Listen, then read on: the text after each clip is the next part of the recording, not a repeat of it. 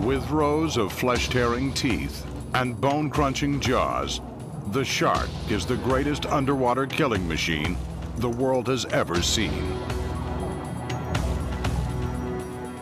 Yet its pedigree can be traced back into the mists of time, when a monster more awesome than Jaws prowled the primeval seas.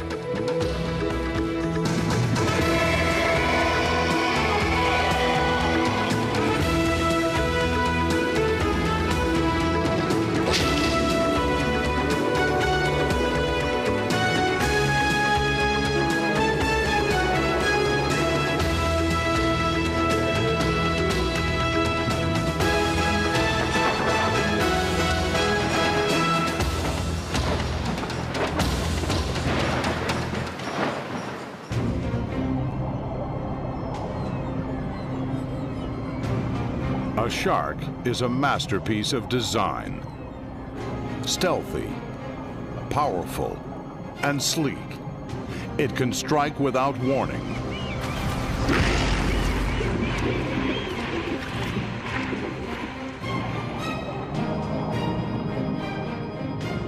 Yet a modern shark pales in comparison to its ancient ancestors.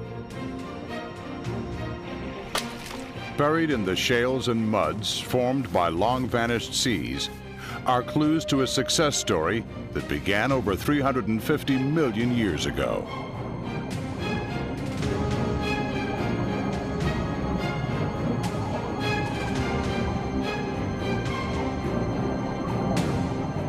In the early 1980s, scientists came face to face with the oldest shark yet known, in a place where sharks haven't lived for millions of years, Scotland.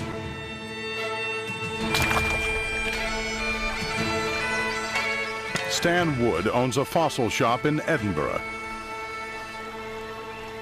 A favorite hunting ground is a creek bed near Glasgow, once the bottom of a primeval ocean. Today, he's exploring an outcrop of shale, thin layers of fine sand deposited over millions of years. When cracked apart, these layers can be read like the pages of a book, each a time capsule of the history of life.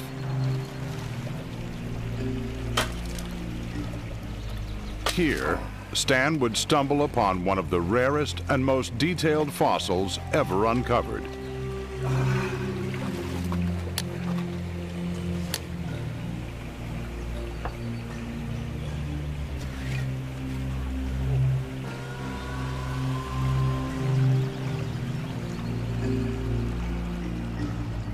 It appeared to be a small fish. He could make out a head and backbone running along to a tail.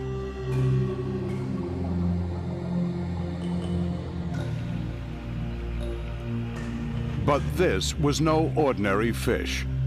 It was the discovery of a lifetime. It's like digging up a treasure chest on a desert island. You've no one to share that ecstasy with. So I had to contain myself somewhat, but inwardly I was fascinated because this was a shark. Although no more than a foot long, the shark was so complete it was a miracle of preservation. Sharks don't have skeletons made of bone. Instead, they're composed of cartilage, which usually decomposes. Most ancient sharks are known only by their teeth. Stan's specimen was even more remarkable because it prowled the seas of Scotland over 330 million years ago during the period known as the Carboniferous, when the world was very different. The amphibians had just crawled out of the sea. The land was covered by vast forests that would eventually die and turn to coal. But flowers, mammals, and even dinosaurs had yet to appear. Much of Scotland lay on the equator, covered by shallow tropical waters, home to an array of fierce armor-plated fish. 12 feet long and armed with 9-inch teeth, Rhizodont was the top predator. But sharks also stalked this prehistoric sea. Dr. Mike Coates, an expert on ancient sharks at University College London, dedicated months to exploring the intricate details preserved in Stan Wood's fossil. The jaw is filled with sharp serrated teeth. Behind the head, all the intricate structures of the gills are still visible, as well as all the fine strands of cartilage that make up the tail. This denizen of the deep was no giant. At the mercy of Rhizodont, it was by no means king of the sea. But it had already acquired the features of a modern-day shark, with one unique addition: a strange object sticking out of its back, covered with what looked like teeth. The most bizarre feature of this shark is what's called the spine brush complex. Situated above the shoulder girdle, we have a massive spine supporting an array of tooth-like scales. The whole thing projects above its back as if it was the radar plate above an AWACS aircraft. Because of its weird AWAC addition, the shark was christened Stethecanthus, which means breast spine. To add insult to injury, tooth-like scales, called denticles, cover the top of its brow. Proof the modern-day hammerhead is not the only weird-looking shark. Why would such a highly evolved shark like Stethecanthus need such a bizarre contraption? Perhaps it was used for display, like a peacock uses its feathers, or a deer its antlers. But there's another, more menacing possibility. One explanation of this weird appendage is that it was used for defense. And so a predator approaching from the top would think, my God, look at this toothed apparatus approaching me from the murky depths.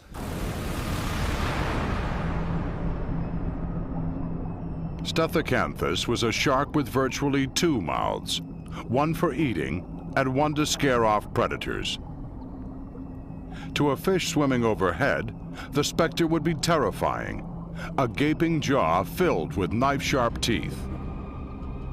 But Stethecanthus was not the only oddball to haunt the Carboniferous seas.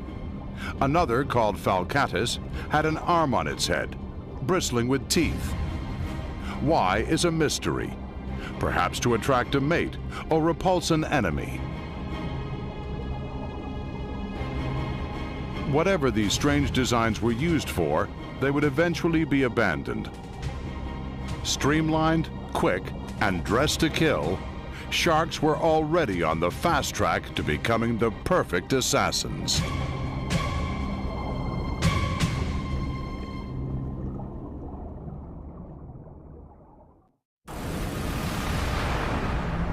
A cruising shark can be deceptive. Without warning, it can explode into action. The ability to accelerate at speeds over 40 miles per hour makes them the fastest swimmers alive. The proof is in the fossils.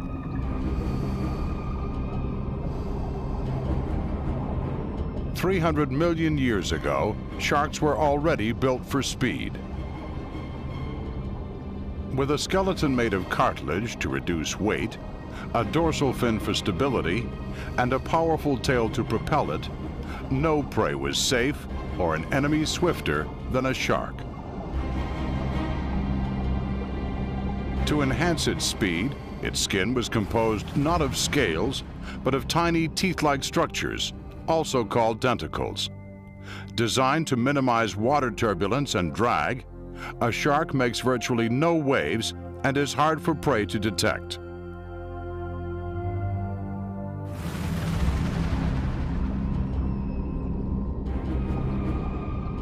Armed with speed and stealth, it's a silent assassin with an added surprise.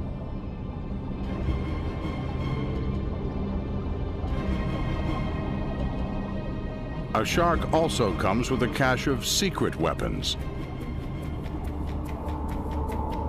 Receptors in its snout can detect minute chemical changes in the water as small as 1 part per million.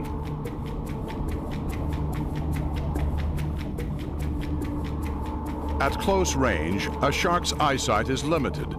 If there's blood about, it won't see it, it will smell it.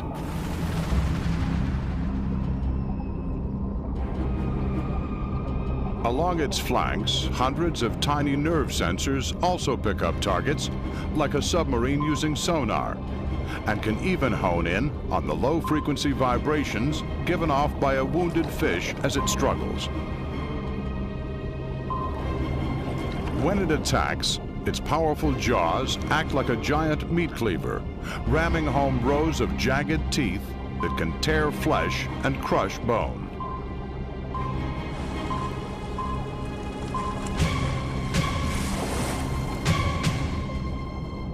A shark's teeth are specially designed for feeding underwater. As its jaw opens, the bottom teeth unfold like a switchblade. While the top teeth secure the prey, the bottom teeth retract, pulling the food into the shark's mouth. Early sharks passed these deadly weapons onto their descendants. Over the next few million years, the basic design remained unchanged. With one modification, sharks got bigger because they had to.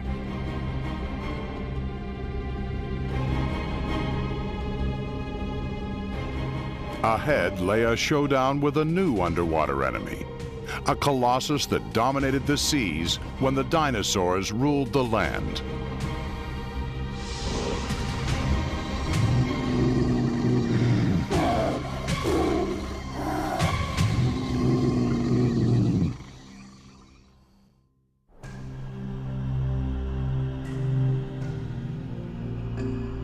The windswept badlands of western Kansas are further away from the ocean than anywhere else in America. Yet these layers of yellow sediment are a dead giveaway that Kansas hasn't always been like this. The deposit is made of chalk, and that can mean only one thing.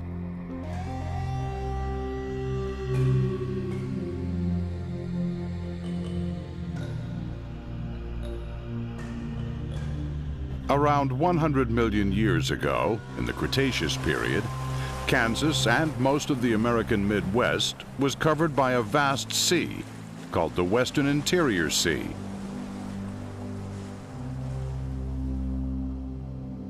It was filled with tiny microscopic creatures. When they died, their shells drifted to the bottom. Over millions of years, these shells were compressed until they turned to fossil-bearing chalk. The search for monsters in this great inland sea has consumed fossil hunter Mike Everhart. A shark's tooth is a promising sign, but here, even skeletons have survived. This belonged to a shark named Cretoxyrhina mantelli, a descendant of Stethocanthus, but with a big difference. At 18 feet, it rivals the king of modern sharks, the great white.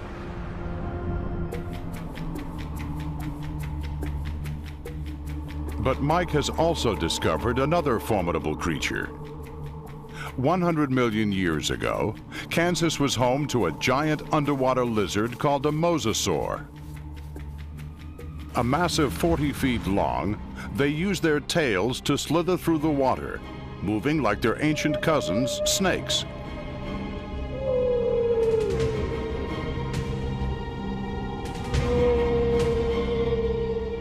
But mosasaurs also had powerful flippers to propel them through the water, and a jaw full of vicious teeth. The teeth are seizing teeth.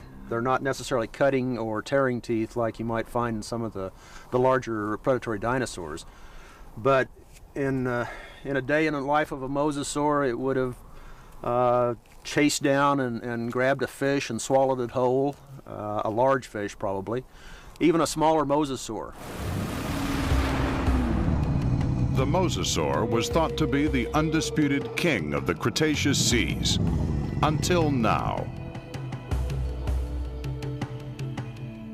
One day, while sifting through the chalk, Mike found proof that another monster was well equipped to challenge its might.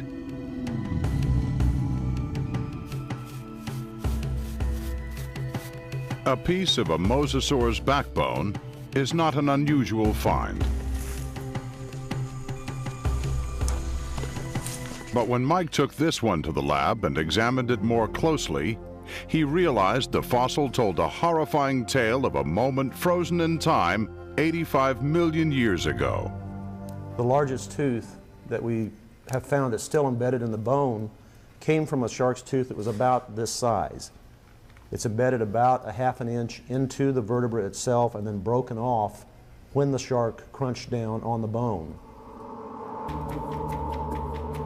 Along the backbone are more embedded teeth and several scratch marks. The bones at each end have been completely sheared off.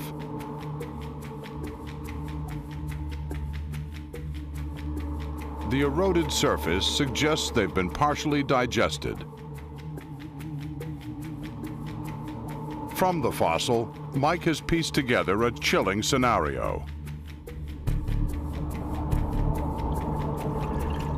The mosasaur was already injured. Its blood spilled into the water, triggering the sophisticated sensors of a giant shark.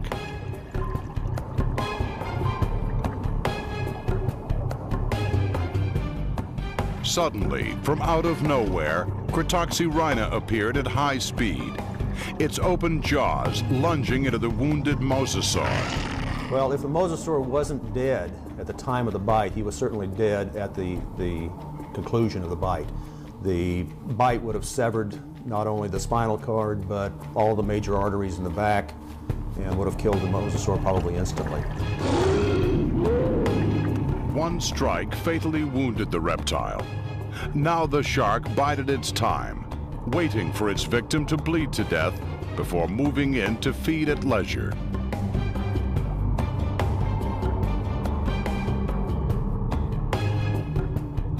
Hours later, after the flesh of the mosasaur had been digested, the shark regurgitated its backbone.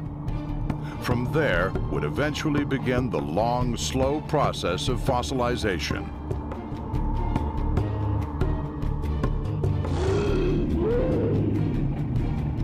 Even a mammoth underwater lizard was no match for the killing power of a bloodthirsty shark.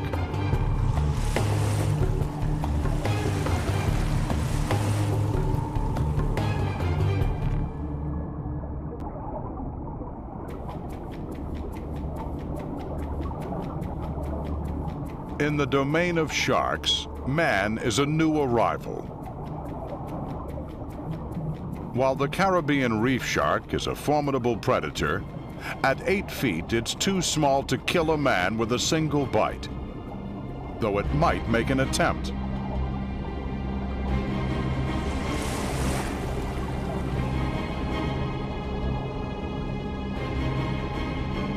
But a shark once prowled the oceans that could have swallowed a man whole. Its closest living descendant is the infamous great white of Jaws fame. Yet even Jaws pales beside this monster.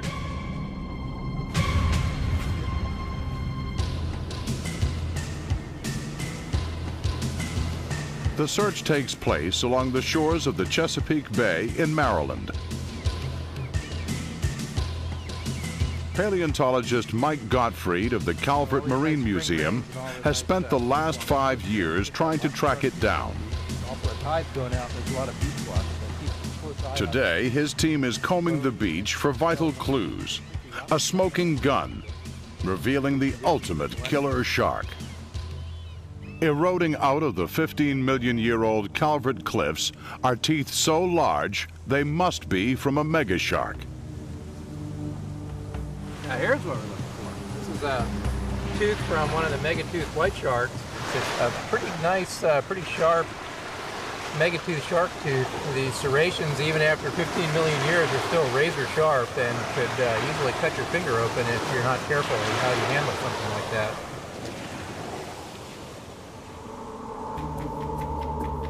Called Megalodon, it's the largest shark that ever lived. Its teeth are bigger than any other shark, alive or dead. Up to 7 inches long, they bristled from its mouth by the dozen. So we're talking about the ultimate super predator, perhaps, in the history of life on Earth. They're a really stupendous animal. Hundreds of megateeth have been found along the shores of the Chesapeake. They prove just how massive this monster was. Cretoxyrhina, the mosasaur muncher, was only half the size of Megalodon, which weighed more than 7 T-Rex dinosaurs together.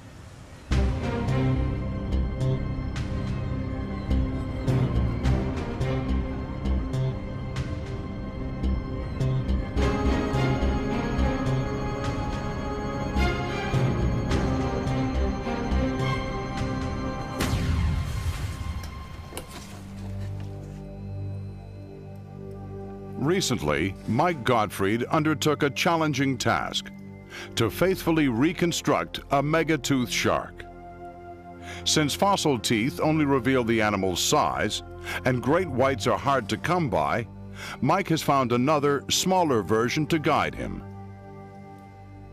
Dogfish shark, this little shark here, is a living relative of white sharks, somewhat distant relative, but shark anatomy is fairly basic, and by looking at anatomical structures in living relatives like dogfish sharks, we can actually get a pretty good idea of what the skeletal anatomy of an extinct giant shark might look like. After years of looking at little guys like this and lots of white sharks, we've come up with the only reconstruction of fossil megatooth shark in the world, the big guy.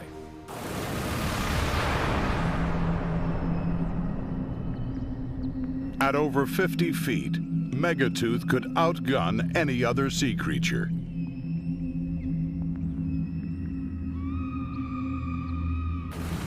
It evolved big to eat big, and 15 million years ago, in the Miocene period, only one thing could match it: a whale.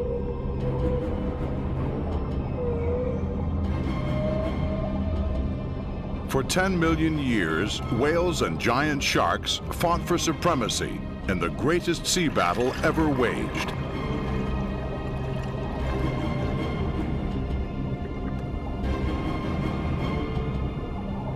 It's a quiet day in the Miocene about 15 million years ago. You're innocently swimming along in the Miocene Sea.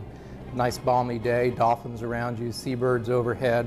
When all of a sudden, out of the depths, and usually from below, out of the darker depths, a shark 50 feet long, the size of a Greyhound bus with 7-inch teeth, clamps onto you, bites you in two, backs off a little bit and lets you bleed to death, and then comes in and finishes you off in a couple of big gulps.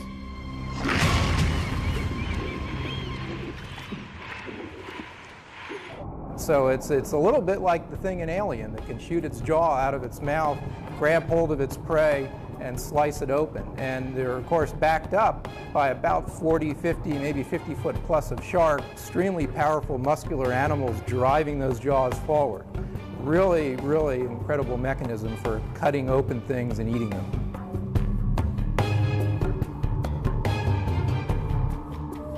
The battle only ended when whales eventually abandoned the tropics for colder waters.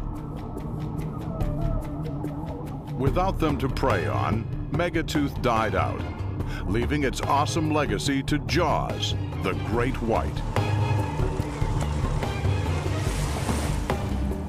Today, Jaws terrorizes the deep, perfecting a design its ancestors first created over 350 million years ago. It remains the undisputed king of the deep.